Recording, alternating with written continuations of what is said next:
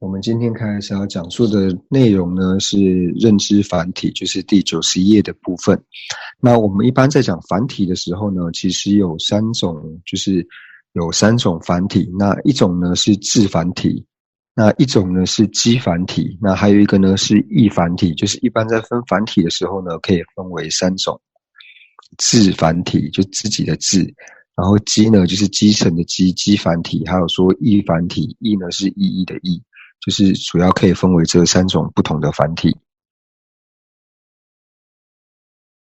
那我们举一个事例来说的话呢，就是如果我们以瓶子为例的话呢，那瓶子的字繁体、瓶子的基繁体还有瓶子的异繁体三个各个是什么呢？那第一个呢讲到瓶子的字繁体，那瓶子的字繁体呢就是提到说与瓶子为一，就是我们之前有提到一和异的差别。那这边呢就是瓶子的繁体呢，瓶子的字繁体跟瓶子为一呢，这两者是同义的，所以只要是瓶子的字繁体呢，它毕竟跟瓶子就是为一。基繁体呢就提到说像是瓶子的施力这些等等呢，那就称之为是瓶子的基繁体。那第三个呢，就提到说瓶子的异繁体。那瓶子的异繁体是什么呢？就提到说是像瓶子的性相，或者说和瓶子同名的这些东西呢，就可以称之为说瓶子的异繁体。所以呢，我们以瓶子来解释繁体的时候呢，就是瓶子的字繁体呢，就提到说与瓶子为一呢，就是瓶子的字繁体。那瓶子的基繁体呢，就提到说像瓶子的示例，就比如说是银瓶或是金瓶等等呢，那这些是属于瓶子的基繁体。那瓶子的异繁体呢，就提到说瓶子的性相或者说瓶子的定义等等呢，这些是属于瓶子的异繁体。就是以瓶子来做一个解说的话呢，是这三种分类的方式。那所以呢，这边我们就看到说课文就是第90页的部分，就是在建立认知繁体的时候呢，那一开始呢是引用了适量论。那适量论里面呢就提到说，是故诸有物，自性助个体，反同物他物，依存于繁体。那这边呢就是提到说，是故诸有物，那我们就以瓶子来说的话呢，就是以瓶子来说呢，瓶子等这些一切的事物呢，那它呢是安住在各自的体性上面，就是安住在各自的繁体之上。那反同物他物呢，这个反同物呢就是提到说和瓶子相顺的这些就是一切就是无常的法类，就像是说像是同于瓶子的这些像是柱子，或者说像是事物，或者说是房子等这些呢，就是无常的这些法类呢，称之为是同物。那他物呢，就提到说，就是和它就是不是属于同类的法类，就像是常法或是虚空等等这些呢，就是无论说是瓶子呢，就是跟这些无论是像它同类的这些物体，或是和它非同类的其他的物体呢，那这些呢反同物他物呢，就是它并不是建立在这些其余的无论说是跟它相顺的法类或是不相顺的这些法力之上，而是呢它是依存于繁体，就是它是依存于自身之上，依存于自己之上，所以称之为说依存于繁体。所以呢这个寄送大概的解释呢是这个样子的。那所以呢接下来就解释到说，就是透由这个文字呢，然后引申出来的意思，就提到说，等文字引申之意，即借由显现字上的力量通达义之理，即靠显现繁体的力量通达字繁体与基繁体之理。同此，实际上字相是事物，即等同所知数目的字繁体与基繁体等，为显示皆是分别假立故。那这句话呢，就是这段话他所讲的意思是什么呢？就以刚刚呢我们所举的例子，就是以瓶子来说的话呢，就是在瓶子之上呢，它有和柱子呢不同的那一分，就是不同的那一个，我们这边讲作繁体，就是它不同于它不是瓶子的这一分。那同样的呢，瓶子之上呢，也有和它就是不相顺的，就像是常法，或者说像是虚空等这一些呢，就是和它们不相顺的这一分。那虽然说瓶子本身呢，它是一个无常法，但是在瓶子之上呢，不同于不是住址，或者说不是不同于无常的这一分呢，就是和他们分出来的这一分的这个所谓的繁体呢，它是属于一个常法。就说虽然它本身呢是无常法，但是它异于其他种类的这个体呢，这个字体呢，称之为这个字体呢，然后是是常法。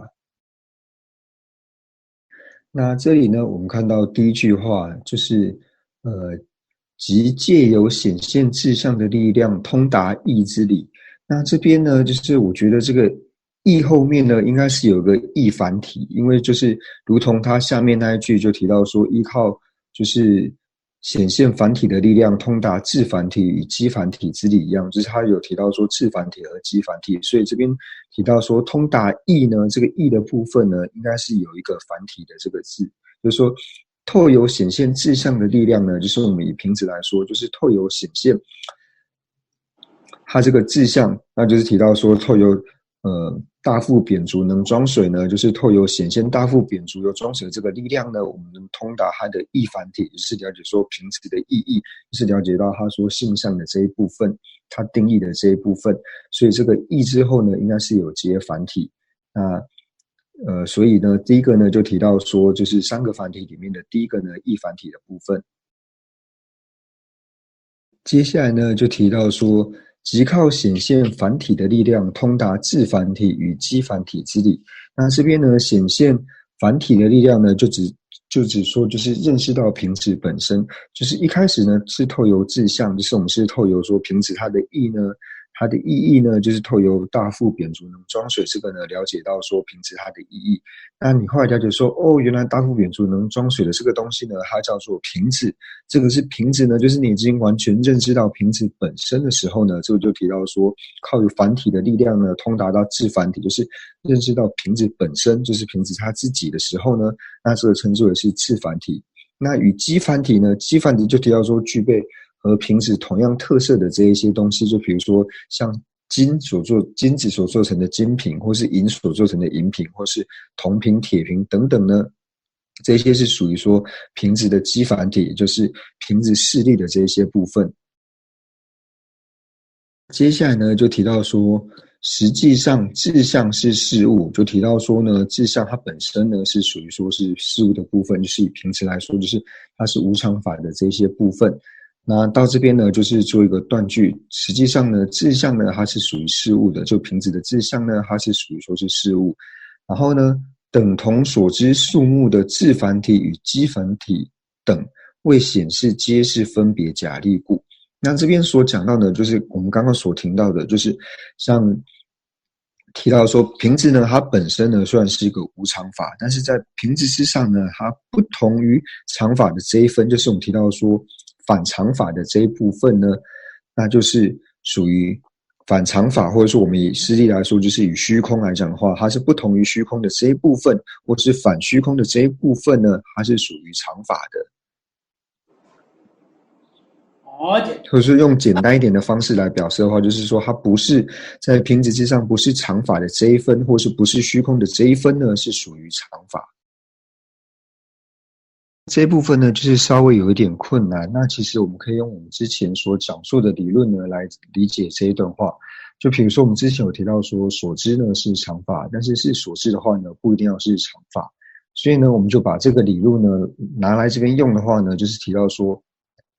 瓶子的字繁体呢是常法，但是瓶子的字繁体的话呢，它不一定是常法。那同样呢，瓶子的基繁体呢是常法，但是瓶子的基繁体的话呢，它不一定是常法。就是我们把这个就是所知它本身是常法，但是所知的话呢，不一定是常法的这个理论呢，来这边使用的话呢，就是刚刚所讲述的。瓶子的字繁体是常法，但是瓶子的字繁体的话呢，它不一定是常法，或者说瓶子的基繁体是常法，但是瓶子的基繁体的话呢，不一定是常法，就是以这个理论呢去理解。能波切举一个例子吗？就是像瓶子的字繁体，但是不是常法的，那是什么东西？那这个呢，其实蛮容易的，就是我们讲到说瓶子的字繁体呢，它是常法，但是瓶子字繁体的话呢，不一定是常法。就以说瓶子来说，瓶子是瓶子自己的字繁体，就是瓶子是瓶子的字繁体，但是呢，它不是长法，所以瓶子字繁体是长法，但是是瓶子字繁体不一定是长法。比如说瓶子，那同样的基繁体也是一样，瓶子的基繁体是长法，但是是瓶子的基繁体不一定是长法。比如说金瓶或是银瓶等等。就比如说呢，我们在讲说，就是喜加尔木切会不会说话呢？就是喜加尔木切是会说话的，但是喜加尔木切的话呢，不一定要会说话。就比如说呢，在睡眠时的喜加尔木切呢，他是喜加尔木切，但是他并不会说话。就是说，喜加尔木切本身呢是会说话的，但是喜加尔木切的话呢，不一定要会说话。所以同样的呢，瓶子的字繁体呢虽然是长法，但是瓶子的字繁体的话呢，不一定要是长法，就是瓶子本身呢就是这一个事例。这里呢就是在法身菩萨呢所造的释迦论里面呢，就是有提到说，像瓶子的字繁体，还有说瓶子的基繁体呢，要把它安立为长法。那为什么要把它安立为长法呢？就是如果说呢瓶子的字繁体呢，你是把它安立为无常法的话呢，那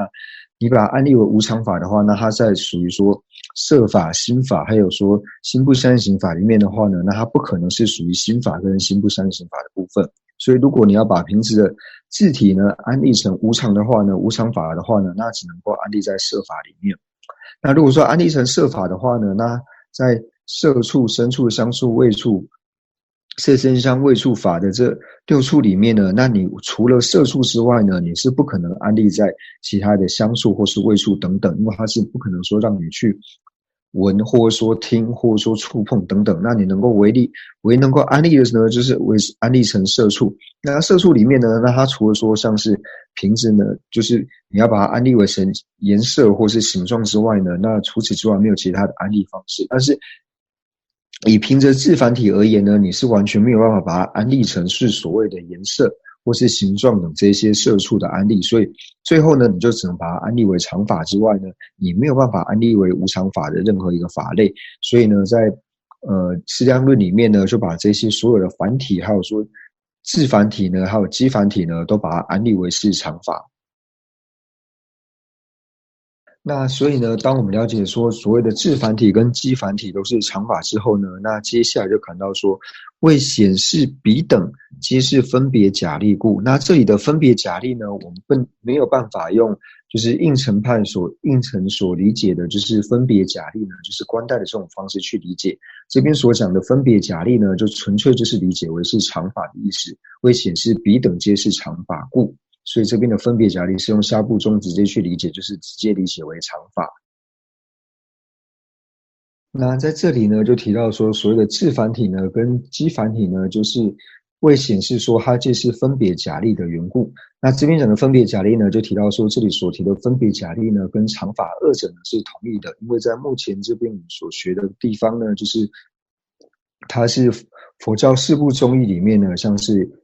一切有部、经部、唯识还有中观宗呢，这4派里面呢是属于说经部中的见解。那在经部中的见解里面呢，就是它是把分别假立呢和常法二者呢是画上等号的。想请问仁波切在瓶子的字繁体的那个集合里面，除了瓶子以外，还有别的东西吗？那个东西是常法的。就是我们这边讲到说，瓶子的字繁体呢，它是常法。那我们要安立什么是瓶子的字繁体呢？那你也唯只有放瓶子之外呢，不能安立其他的东西。所以呢，就是提到说，瓶子的字繁体它本身是常法，但是瓶子的字繁体呢，你只能安立瓶子之外呢，你并没有办法再安立其他的法类。所以可以说瓶子的字繁体是常法，但是瓶子的字繁体反而是无常法，这样子吗？就是没有错的，就是瓶子呢，它的字繁体呢是常法，但是只要是瓶子字繁体的话呢，就一定不会是常法。那就是刚刚是因为怕说大家再这样解释下去，怕大家会错乱，所以就先也说就是所知呢是常法，但是所知的话呢不一定是常法呢，让大家比较好理解。想说慢慢在讲述下去的时候呢，然后再跟大家讲述这样子的概念。那您的理解呢是没有错误的，就是瓶子的字繁体呢本身是常法，但是只要是瓶子字繁体的话呢，它就一定不会是常法，这样理解是没有错误的。那把刚才的问题都改成基繁体也是同样的答案吗？是的，就是像刚刚所讲的，就是瓶子的基繁体呢，它本身是常法，但只要是瓶子的基繁体的话呢，它就一定不会是常法。为什么一定不会是常法呢？因为就提到说基繁体呢是提到瓶子的视力，那它只要是瓶子的视力的话呢，它就一定会是瓶子。那假如说只要是瓶子的话呢，它就不可能呢会是常法。那这个呢，也就是刚刚适量论呢，它最主要呢所讲述的部分，就是像我们讲的所知的这一些呢，它的字繁体，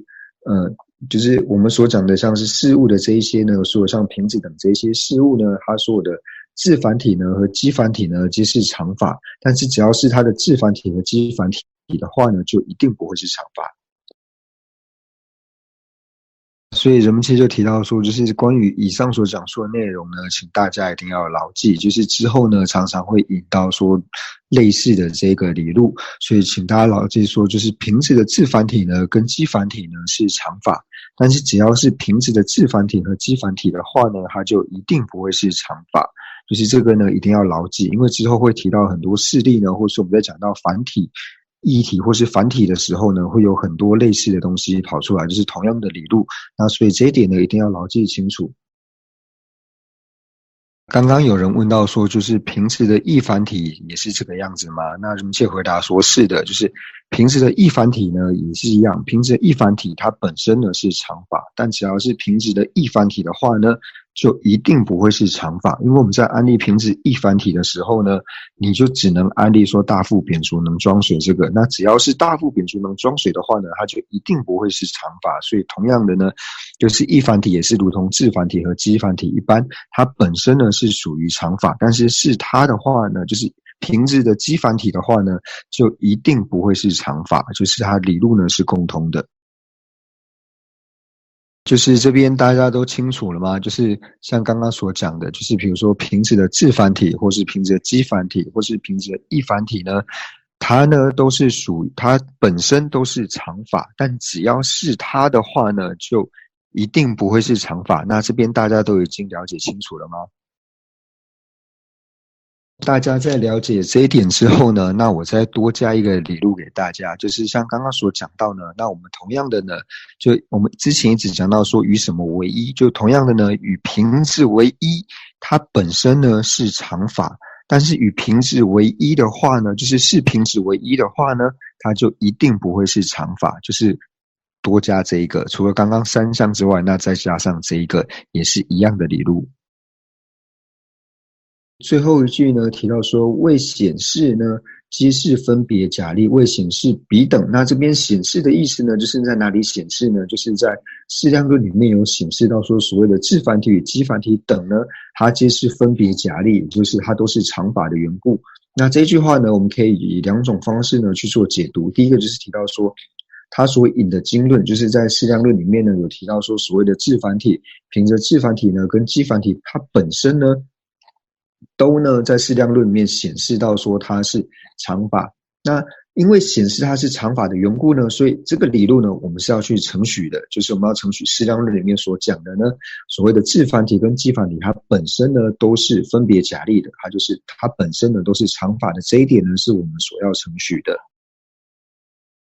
我们接着看，就是提到说未决定彼等故，讲说四个与繁体为四等片者，就是说为了能够让我们更了解上面所谓的就是字繁体、基繁体还有异繁体呢，那这边呢我们讲说四个呢跟繁体呢是属于四等片者，那四等片者就是我们之前所提到的，就是只要是 A 的话呢，它就片是 B， 片的意思呢就提到说是一定的意思，就完全是的意思，只要是 A 呢它就一定会是 B， 是 B 的话呢就完全会是 A。 那这边呢它片呢就提到说是一定等片，就是说它们两个是属于说相等的状态，是属于一种同等相等的状态，所以提到说4个呢有4种方式呢来成立它们彼此之间呢是等片的，也就是 A 就是 B 是 A 就是 B 是 B 就是 A 的这种成立的方式。然后就是为了让大家更清楚了解什么叫做基繁体、异繁体以及致繁体。那所以呢，我们刚刚就提到说，就是以平值来说呢，平值的致繁体、基繁体、异繁体，还有说与平值为一这4个东西呢，它本身是属于常法，但是只要是它的话呢，就只要是平值的致繁体，或是只要是平值的基繁体，或是平值的异繁体，或者是与平值为一的话呢，它就一定不会是常法。那所以同样的呢，我们这边在解释的时候呢，它是以事物呢来作为一个举例，就是说和无常同义的这个事物。所以同样呢，就是提到说事物的异繁体、事物的基繁体，还有事物的致繁体，还有与事物为一这4者呢，它是常法。但是只要是平值，但只要是与事物，只要是事物的异繁体，是事物的基繁体，还有事物的异繁体，还有与事物为一的话呢，它一定不会是常法。